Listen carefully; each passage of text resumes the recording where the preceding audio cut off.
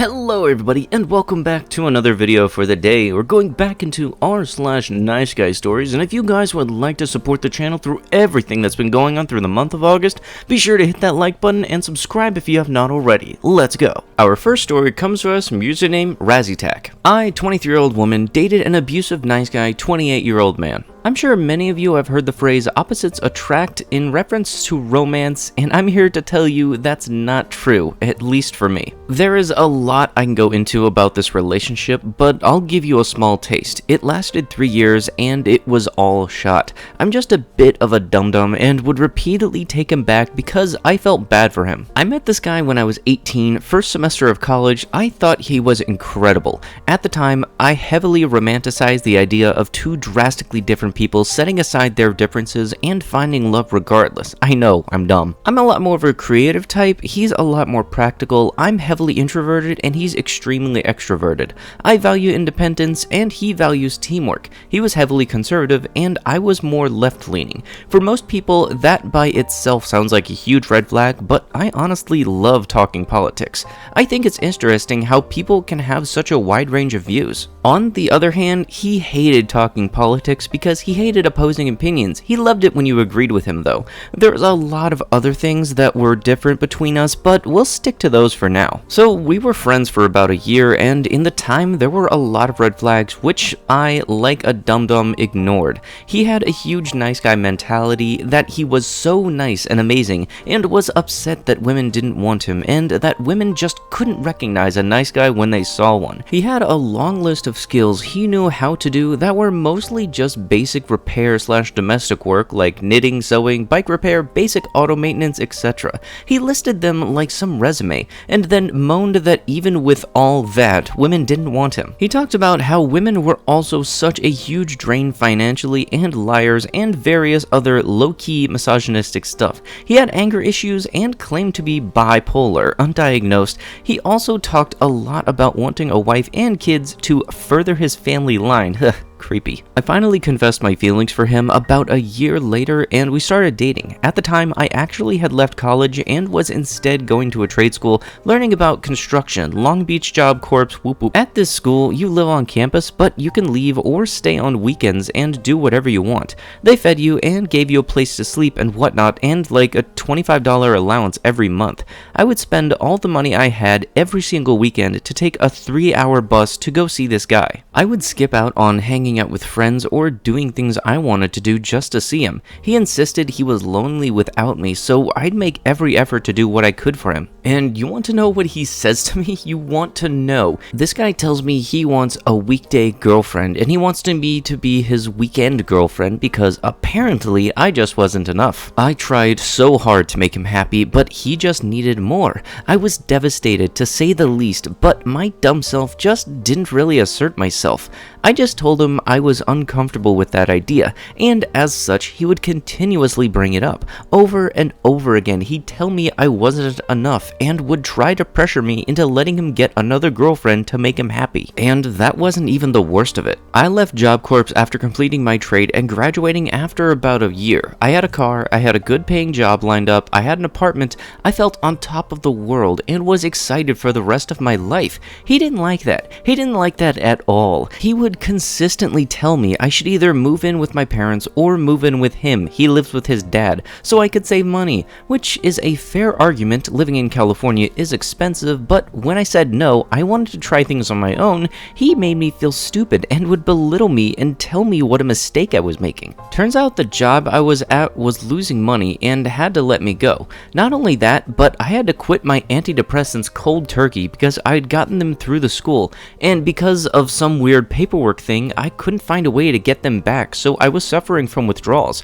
I made the mistake to move in with him. It was heck. We would constantly argue over everything, and he'd make me feel awful. I'd go to bed crying most nights, and if he saw me cry, he'd get even more mad and say even worse things to me. He later confessed that he hated seeing women cry because men weren't allowed to cry, and so he felt it was not only unfair but manipulative if I ever cried around him. Like I said earlier, we had different political views. Whenever we talked about them, he'd take things extremely personal and would throw personal attacks at me or try to punish me. We got into an argument once because he didn't believe people should be allowed to speak languages that aren't English in public. He didn't like my disagreement and told me to get out of his car and find my own way home. Another time, he got mad because my Hawaiian friend complained about cultural appropriation on Facebook. He was upset over people using his culture as a funny costume on Halloween.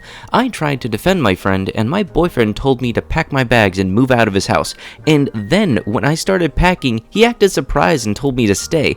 I later learned that he thought I was going to apologize instead. We had a discussion on the minimum wage, something I admitted I didn't even have a strong stance or a knowledge on. I specifically told him I didn't want to argue because I didn't know enough. He raged and called me a communist and a socialist. When we got back to his place, I was not living with him at this point. I said I wanted to use the restroom. I expected that we could take a break and cool off perhaps. Nope, he paced outside the bathroom calling my entire generation lazy and stupid and entitled. From the bathroom, I ordered an Uber home because I did not want to deal with it for any longer. I told him I was leaving and then left. When I got home, he texted me that he thought we should break up since I clearly couldn't have an adult conversation without getting upset. I told him I guess so and that yeah, we should break up. He then continued going off in my messages about the minimum wage for paragraphs. Some other smaller things, I guess. He hates my sense of humor. I live with generalized anxiety disorder and social anxiety disorder. Humor is how I cope. Humor is how I communicate when I feel anxious. Once during socks, I made a dumb joke and he pulled my hair, got really serious, and told me everything's just a freaking joke to you, isn't it? He never plans on living alone. After he moves out of his dad's, he wants to move in with his mom and brother along with essentially a commune of his friends. He's casually racist to Chinese people because he says too many live in his neighborhood. I wasn't allowed to drive my own car to work when I was living with him. I had a really shoddy full-time telemarketing job that I despised, and since I couldn't drive my car, I had to get up at 4 in the morning so I could take this stupid electric bike that he so generously loaned me. The reason why he didn't want me using my own car is because he said I wasted gas and therefore was wasting money. I paid for my own gas and insurance with the full-time job I worked. Neither of us paid rent because we lived in his dad's house. Me driving and wasting money on gas did not affect my ex whatsoever. Also, I gladly let him borrow my car anytime he wanted. He could take his stupid bike or the bus to his part-time classes at the community college, but he would rather take my car since it was more convenient for him. At one time when I got back from work, he told me that my car just stopped working while he was at a stop sign by his house and that it was no longer operational. It was an old car and he would constantly tell me it was on its last legs anyway. I didn't know that much about cars, and since he had some knowledge, I took his word for it. It still drove, but he would insist that it would just break on me at any second, and I absolutely could not drive it anymore. I ended up selling it to one of his friends for a couple hundred who wanted to work on it. A few months after we broke up, my parents wanted me to house it and wanted to loan me their car, so they called their insurance up to see if they could temporarily add me to their insurance for about a week. The insurance company said they could, but they just needed to pull up a background check on me first. They then called back and informed my parents that everything was fine, but they did find my previous vehicle had been in an accident while I had owned it.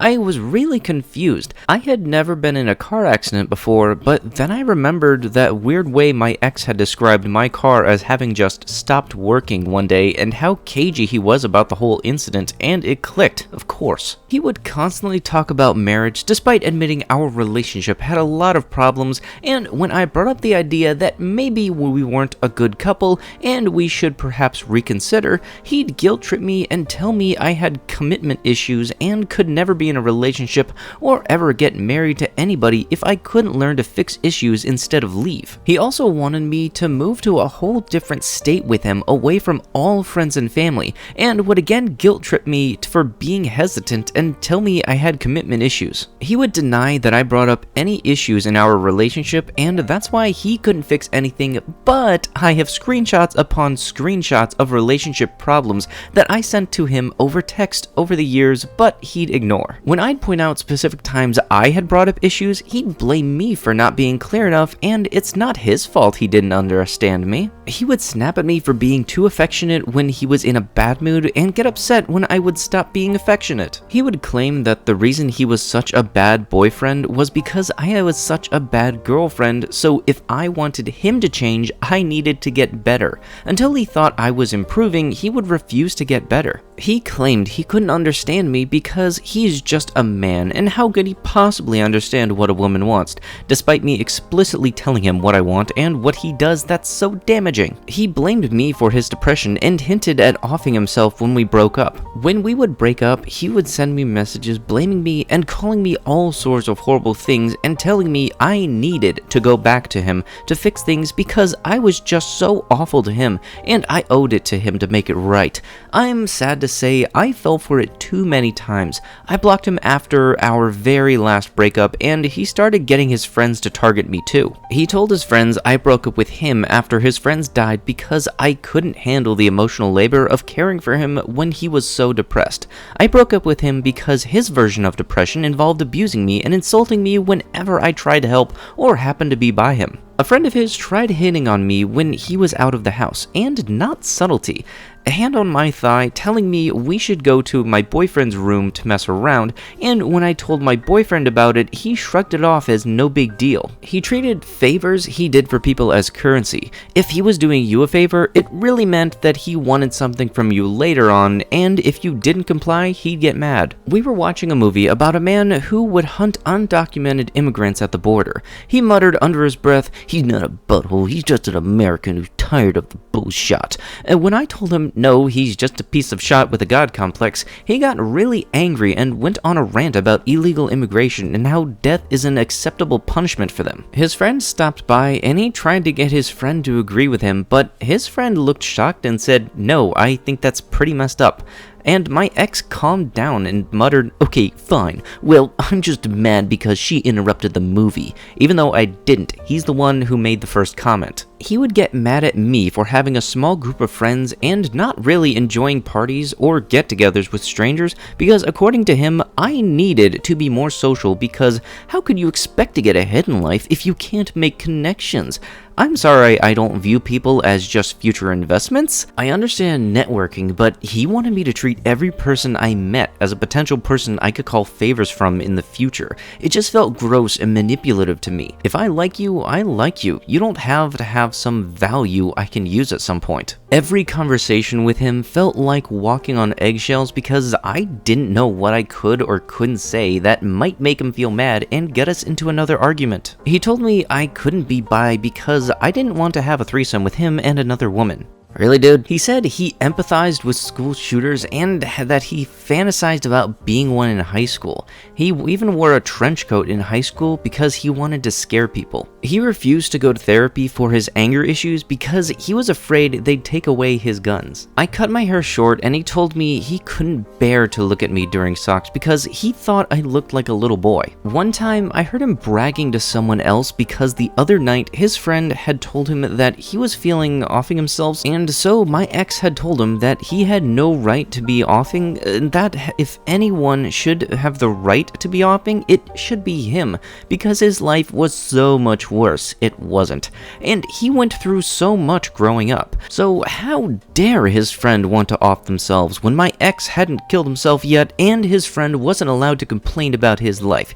He said this so smugly and so confidently. I was disgusted when I heard him say that, and I asked him what his problem was. He genuinely didn't see anything wrong with what he said, and thought that delegitimizing his friend's pain and turning it all about him was a good thing to do. The person he was bragging to also looked really uncomfortable and mumbled that wasn't cool. He justified his abuse towards me and others by saying that he was stressed and that he couldn't help it, and so everyone else just had to deal with it. When I broke up with him, he blamed me for toxic masculinity. At one point, we broke up for a week and we got back together. I saw he had Tinder and OkCupid on his phone. I saw it on his screen when he was sitting next to me. I didn't say anything. I assumed he had it because he forgot to delete them. We had been broken up for a week. In that time, he had no exclusivity to me, so if he had been seeing other people, then that's fair. But when he saw me notice the apps, he immediately started panicking and told me that he used them for finding friends. I told him it's fine, I know what Tinder is, and I know it's not exactly a friendship app. I dropped it, assuming he was just embarrassed or something, and would just delete it later. Months passed, and I had almost forgotten about it until we got into an argument and he blurted out, "Fine, you clearly don't trust me. Just to prove to you that I only wanted to be with you, I guess I'll delete Tinder off my phone even though it's just a friendship app." I was stunned. I hadn't brought up Tinder whatsoever. I had thought he had already deleted it months back when I first saw it. I asked him why he hadn't already deleted it, and he got more angry and told me that it was because it was for finding friends, but he'll delete it now since I clearly don't trust him. In the relationship, I had never thought he cheated on me, but in hindsight, it wouldn't surprise me. The final straw was when I overheard him telling someone else that he hates abusing his mom, but that's how he gets what he wants. The way I saw him treat his mother was the same way he treated me constantly. He specifically said the word abuse, and then when I confronted him about it, he didn't even deny it. He stood by that statement, and since he said this through text, he couldn't gaslight me. I have the screenshots. He's an abusive person, and I was in denial for years, but hearing him admit it snapped me out of my constant forgiveness. After he broke up, he accidentally sent a message telling his friends to go make fun of me on my profile because of something I posted. His friends would also laugh react my photos and posts, and I'm pretty sure my ex was the one telling him to do so. Finally, at one point, my ex directly tagged me in a post that his friends made and said, "Your mental health is your responsibility." So I responded, "You're right. Why do you think I broke up with you?" Smiley face. And his friends came after me in the comments calling me a terrible person and whatnot. I eventually just blocked both of them. Last I heard about him, he was trying to get in touch with my brother's girlfriend to be friends, even though they talked to each other maybe twice the entire time we were together. She blocked him and told me about it. I could write a book on how shoddy this guy was, but here's just a sampling. Don't worry, I'm in a much better relationship now with a total sweetheart with the exact same sense of humor as me and outlook on life. He gives me all of the affection. I love him very much, and being with such an amazing person helped me really understand how shoddy my ex was. TLDR, here's a long list of stupid things my ex, who was a stereotypical nice guy, said/did while we were together, from wanting another girlfriend to empathizing with murderers. I'm really glad things are doing better for you, and hopefully anybody who's experiencing similar things in their lives while reading this will take notes and hopefully make steps towards improving their quality of life. Our next story comes to us from username Chinamasta. Well, you got a big dong and black, right? I have finally created an account just for this fun short story. Name pronunciation is Chinamasta for those of you wondering. I'm not doing characters or crop just because I hate listening to it when I watch yours truly videos and other Reddit videos. Also, hello yours truly if you're seeing this. Honestly, if you watch my videos and mention me in the story, let me know down below if your story winds up on the channel, okay? I'd love hearing these kind of things, and just this kind of praise in general is motivating. I'm at Walmart hanging out on my phone waiting for my husband to come to check out when this thing I dare call a human walks up to me. I say this because he smelled like a garbage bin and that had rotting animal corpses in it. I was watching you there all alone on your phone. You are so pretty, but would you look so much better without makeup? Eyeliner and had some gold brown eyeshadow was all I had done. Thanks. I see you are single since you don't have a ring, and surely you don't have a boyfriend, otherwise he would be here with you. I'm married, I'm just waiting for my husband. Where is your ring then? Well, I don't think I need a ring to stay faithful, and if I'm lying, take the hint. You're probably some slut who's banging a 6-foot-tall black guy with a huge dong and beats you. You don't like me because I'm not tall and have a six-pack. Has to be like 5'8". I'm 5 feet. He is tall. This is wonderful timing because my husband was coming with our oldest daughter. I point to my 5'4", slightly overweight Indian husband. He's really dark, and say, "Well, you got black and big dong, right?" He just waddled off and watched me to see if I was lying. Due to my husband's horrible temper, I didn't say anything. Side note, I don't have a ring because my husband is from a part of India where they wear Mongol Sutra. Sorry if I mispronounced that. It's a necklace and is basically the same as weddings rings, but more expensive for the most part. I honestly was amazed I actually ran into one of these types of guys. And with that is going to have to be it with the video. If you would like to be amazing and show your support, be sure to hit that like button, and if you have not already, subscribe to the channel. I'll be sure to see you guys in the next one. Thank you so much for watching, and bye bye.